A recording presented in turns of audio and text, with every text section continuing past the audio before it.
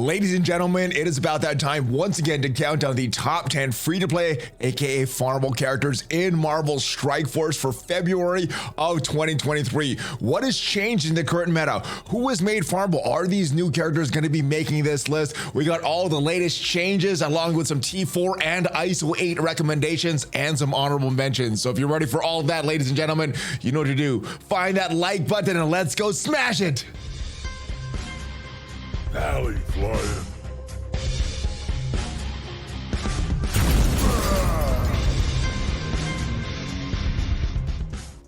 Hello, Valley Maniacs. Welcome back to the ValleyFlyin channel. I am ValleyFlyin. I hope you're having a great day. We're talking all about the best characters in Marvel Strike Force, the best free-to-play, aka farmable characters in Marvel Strike Force. We're counting down the best ones in this video. But before we get to that, if you haven't already, hit that subscribe button. Hit that subscribe button for more great Marvel Strike Force content. At least 5 Marvel Strike Force videos per week on this channel. Usually there's a lot more. We got countdown videos like this, news videos, question and answer videos, live streams of the Friday blog reaction. We got a lot more things to help your Marvel Strike Force experience. So if you haven't already subscribed, hit that subscribe button. But let's talk about this list. Now, if you're a newer player, I wouldn't necessarily recommend farming these characters right now. I think some of the best things that you need to focus on as a newer player, obviously, is your arena team, but also finishing the campaign nodes so that you could farm the characters and the gear, and then start focusing your raid teams. And after that, then start building teams for like Apocalypse, things like that. Mid-game,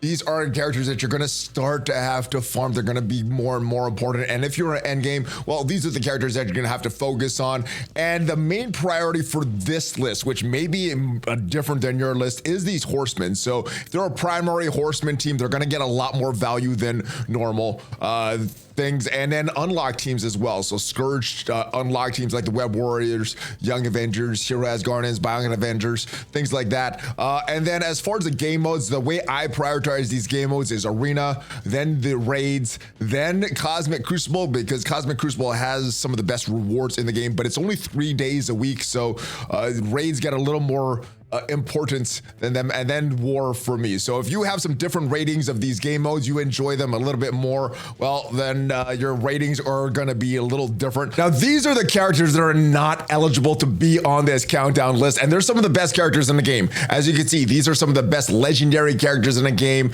And yes, legendary characters, they are free to play, but in terms of the farmability, we need to make the cutoff somewhere, which is free to play, which is not free to play. So we made the cutoff as if they're available on a node in a store, they're going to be eligible for this list.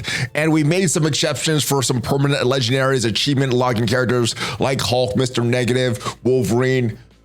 Sometimes they will make this list though, but primarily node and store characters on this list. So all these other characters that are primarily available in orbs at the moment, or legendary characters or dark dimension characters, or just not available anywhere, well, they are not going to be eligible for this list. But who is recently been made eligible? Well, it is these guys. We have Dazzler, who was just made recently farmable in the War Store, and she's also going to be farmable in the upcoming Hard Heroes 6-9, whenever that is coming. I'm expecting within the next few weeks or so. Valkyrie was also made farmable with the introduction of these new Hard Heroes chapters. She's available on Hard Heroes 5-9, and Heartless Doctor Strange was in the Arena Orb, so there was kind of a mixed bag because he's an Arena Orb, and some people are able to get these shards very prevalently. Well, now it is not even a question because he's now available on Hard Villains 5-9. Now, Morbius is still not eligible for this list because, yes, you can get a lot of shards for him, but since it's a orb,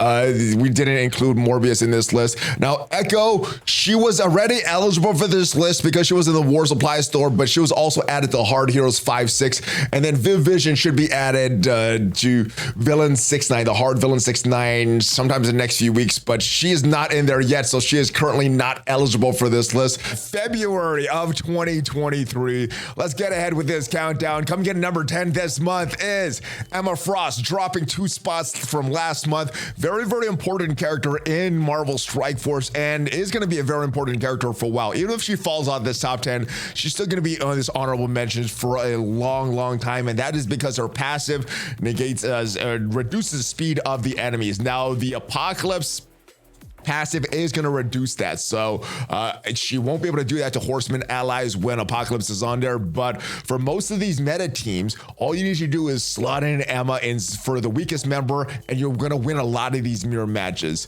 Unless they have some kind of passive in all these characters' kits like Apocalypse, then she's going to follow the meta entirely. But yeah, for a long time, unless they have that in her kit, she's going to be a part of the arena meta, the war meta, the Cosmic Crucible meta, just because she can slot into so many different teams. Let's go take a look at her T4s real quick, see which are the best. And the special is a very, very good one. This is probably her best move. But what the special is going to do, the T4 is going to do on the special, clearing all negative effects from self and all allies. Without the T4, it's only going to be 3 negative effects. And then applying immunity to self and all mutant villain allies. So that is a great T4. You also have this ultimate here, clearing all positive effects on all enemies. That is a great one. And she has a lot of focus to do that. Mind control the enemy or the allied 2 characters, and then you're getting extra damage for controlled characters. So great ultimate. The special is probably her best move. Those are probably the 2 best T4s for her. And the best ISO 8 class for most cases is going to be healer, with 69% of users on MSF.GG with that healer class.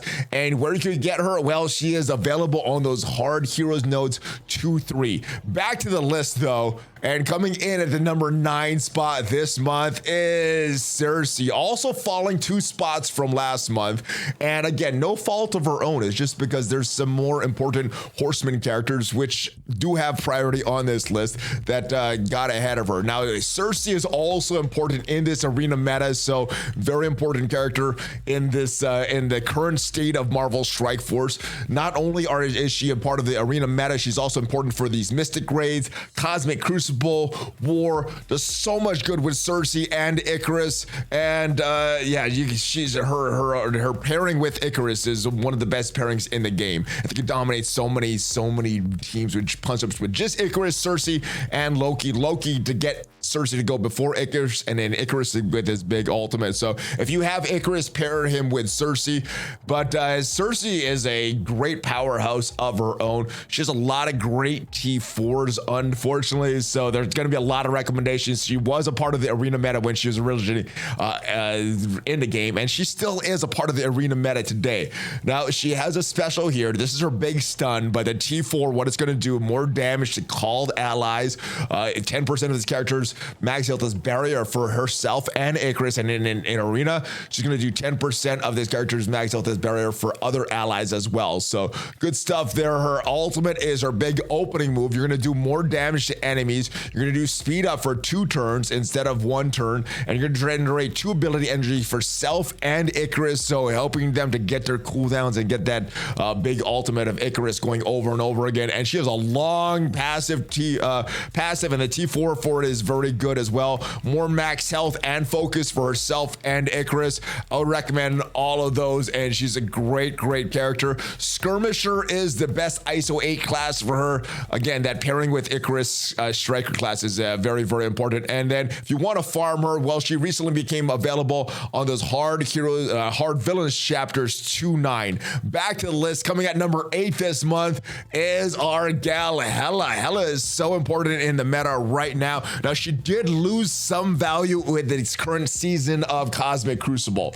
She did get nerfed because she is that villain cosmic character, and yeah, they got a little bit of a nerf. So she lost a little bit of value in that, but she's still a very important part of the arena meta, very important part of the war meta, but did lose a little bit in that Cosmic Crucible meta there. Now, Phoenix unlock you can still do with Hela because she is a villain mystic controller, and yes, like I said, very great in many game modes. Let's take a look at her kit, what makes her so good, and she has a lot of great moves here. Your big move is gonna be this Death Knives move, her ultimate, and that's also a great candidate for a T4. You're gonna clear all barrier from all enemies. And then if Zombie Iron Man is an ally, you're going to spread all negative effects instead of 4 negative effects. Now, the great thing about this, since Zombie Iron Man was introduced to the game, characters killed by this attack cannot be revived. So a lot of these annoying revive once as well, they are negated by Hela.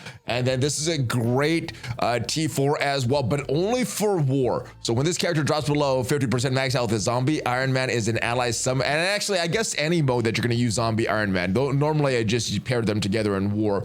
But you're going to summon an undead Asgardian, aka Greg, and taunt to all undead Asgardians. It can only trigger once per match. So this is how you get those double Gregs. So it's a very good T4, especially if you're using her in war. And the best T4 for Hela, as far as the users on imsf.gg, 72% of users have that Raider ISO 8 class attached to her. And if you want a farmer, well, she's available on Villain 7-9 and the Hard Heroes 2-3. Back to the list though, great character, and is gonna be in the meta for a while because Zombie Iron Man, I think, brought her back to life. All right, and back to the list. Coming at number 7 this month, newly added to the list is Heartless Doctor Strange. And Heartless Doctor Strange was our first horseman on this list for Morgan Le Fay. That Pestilence horseman team was a part of the arena meta for a while, but kind of fell out of that.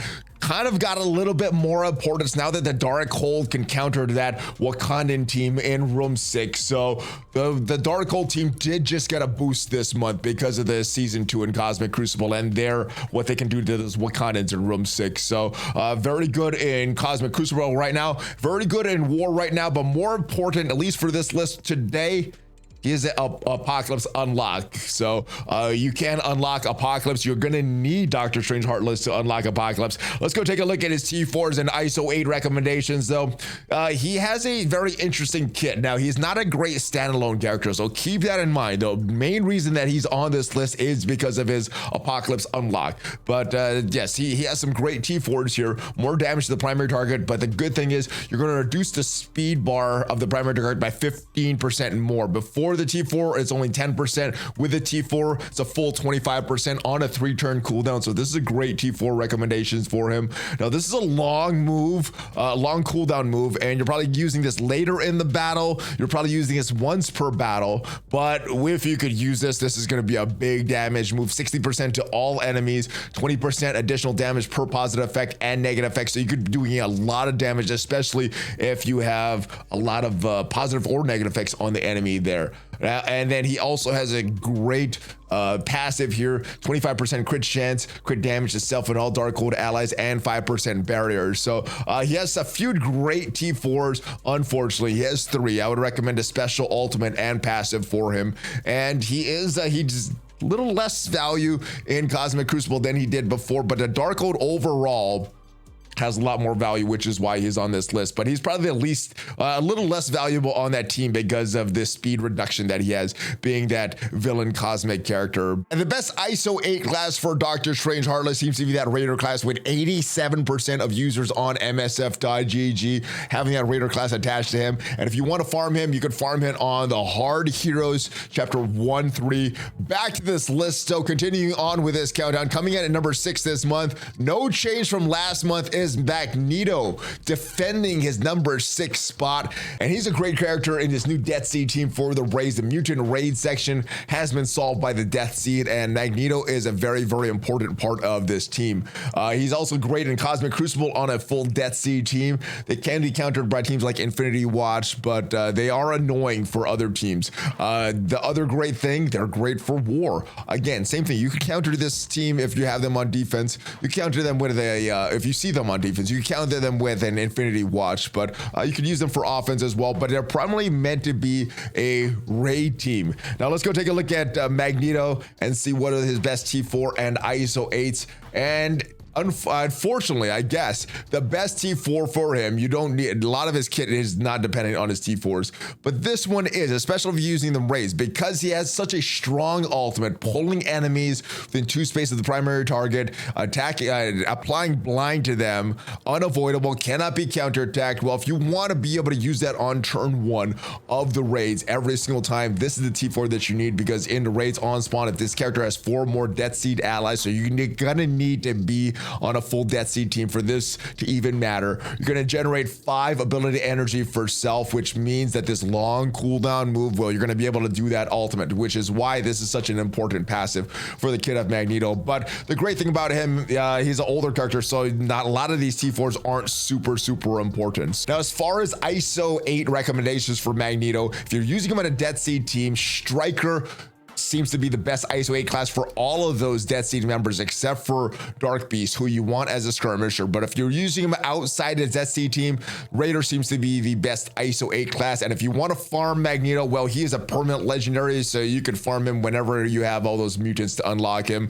Back to this list though, coming at number 5 this month is Dazzler, newly added to this list, and she does a lot on this Unlimited X-Men team. Now, a lot of the heavy lifting on that team is going to be done by Rogue and Gambit. So if you don't have a strong Dazzler, that's not super important, but she's an important controller doing a lot of important effects to the enemies. And she's going to be a part of that Famine Horseman team, a part of Rogue's team. She's great in Cosmic Crucible. The Unlimited X-Men right now, without the Masters of Evil, is still the best Cosmic Crucible team. They're great on War as well. And since she is a Horseman, like the rest of these Horseman characters, you're going to need her to unlock Apocalypse. Now, let's go take a look at her kit and her T4s.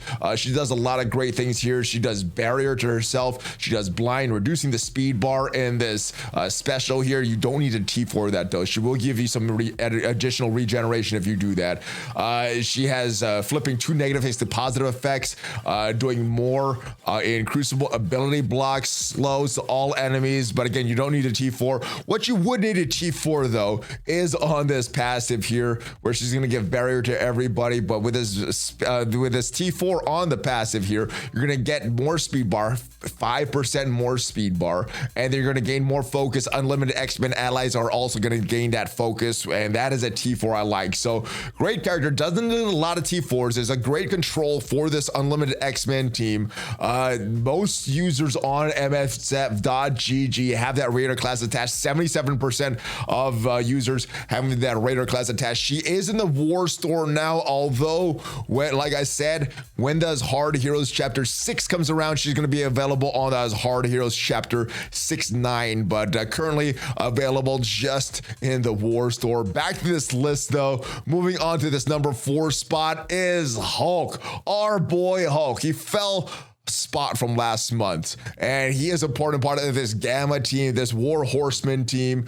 So he's great in War. Obviously, Gamma is the best War team right now. They're great in Cosmic Crucible, whether you use them on offense to counter the Unlimited X-Men, or whether you use them on defense to annoy your enemies. This team is great. Now, with a lot of the counters to Unlimited X-Men, the reason that Hulk fell a little bit this month is because you're taking Hulk out and replacing Hulk with Dormammu. So he is the flex spot there. Even though I don't think he's the worst member of the team because of what he does, he's the flex member, which is why he lost a little bit. But still a great War team is needed for Apocalypse. Let's go take a look at his kit. What T4s and ISO 8 do you need on the Hulk? Well, I think one of the best T4s is this one right here for a special rage. It's a 3-turn cooldown. You're going to clear all negative effects from self. Without it, it's only 3 negative effects from self. Sometimes it might make a difference. Sometimes it will. Sometimes it will make a difference. Sometimes it won't with that. But yeah, I like this T4, and I also like the T4 for this ultimate. Fill speed bar by 25% when he drops below 50% health. Fill speed bar by 5% when an enemy attacks a Gamma or a Wave 1 Avenger. So he's a slower character, but this is how he's going to get his speed. And like I said, he's a great character for this Apocalypse unlock. Most users have Healer on Hulk, but if you want more damage and less sustainability, and I like both of these classes, Striker seems to be the best. So depends on what you need. A lot of times if I'm playing with a Gamma team in the raids though, I got that full team as healer. But like I said, if you need more damage, Striker is the way to go with, or OG Green Hulk. Moving on with the list though, coming at number 3 this month is Wong moving down a spot as well is Wong, and the reason for that is that it seems like the Gamma is getting a lot more important than Darkhold, so Wong lost a little bit of value. Now he still is a Pestilence Horseman, he still is one of the more important characters on that Darkhold team, which is why he has such a high spot.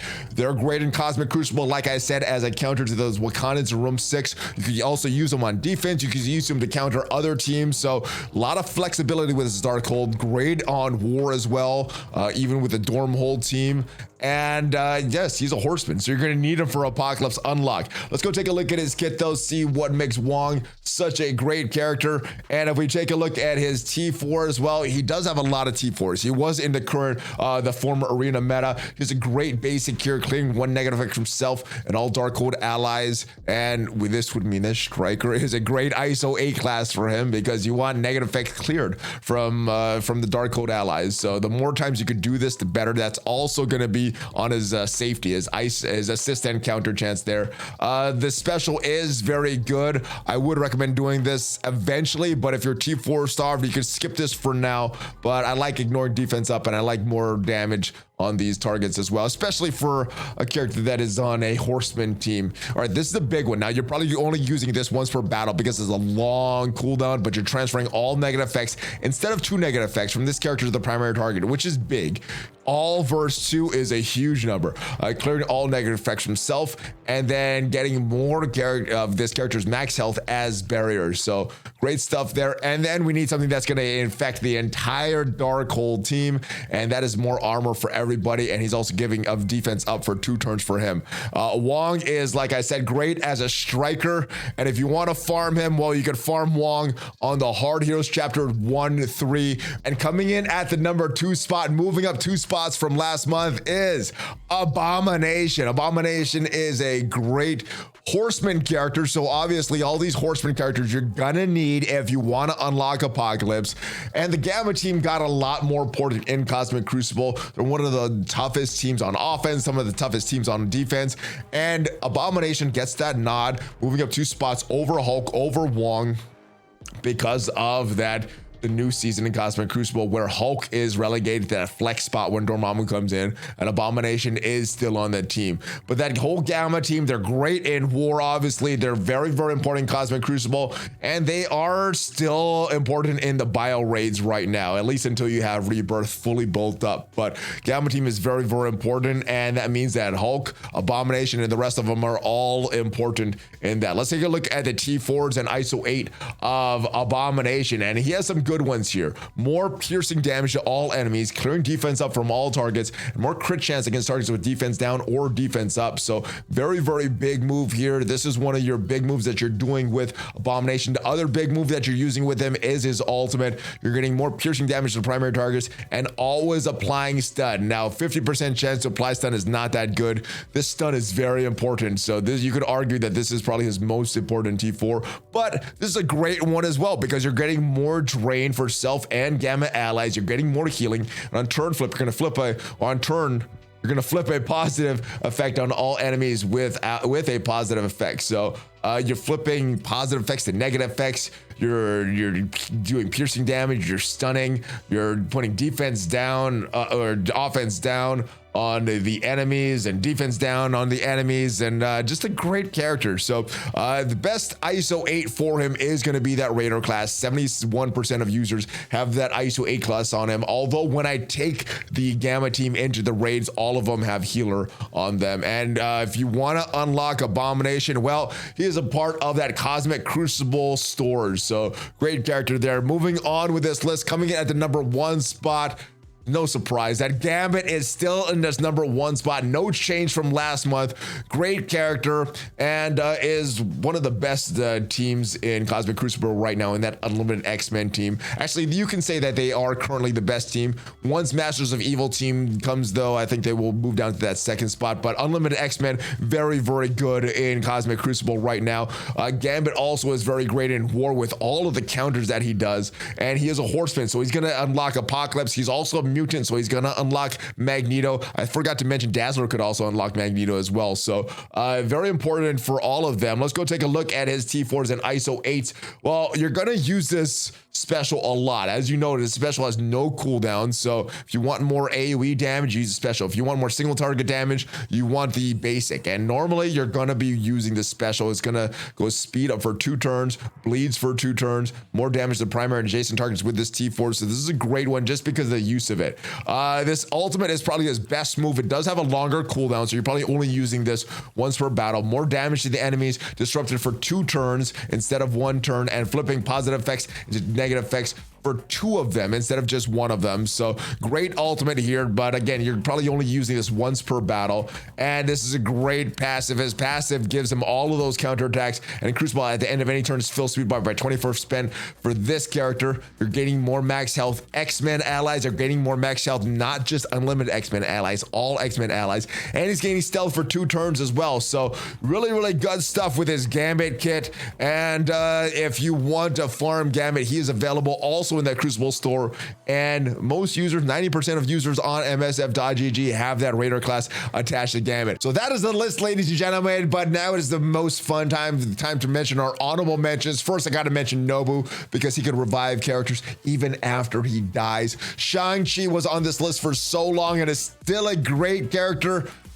You should get Shang-Chi because he's a very important character for the skill raids and Crucible and a lot of other things. You got your Horseman characters as well, so Scarlet Witch, She-Hulk, Psylocke, Phantom X. You got your Young Avengers here for Cosmic Crucible War, for Famine, Scourge, and Kate Bishop, Squirrel Girl.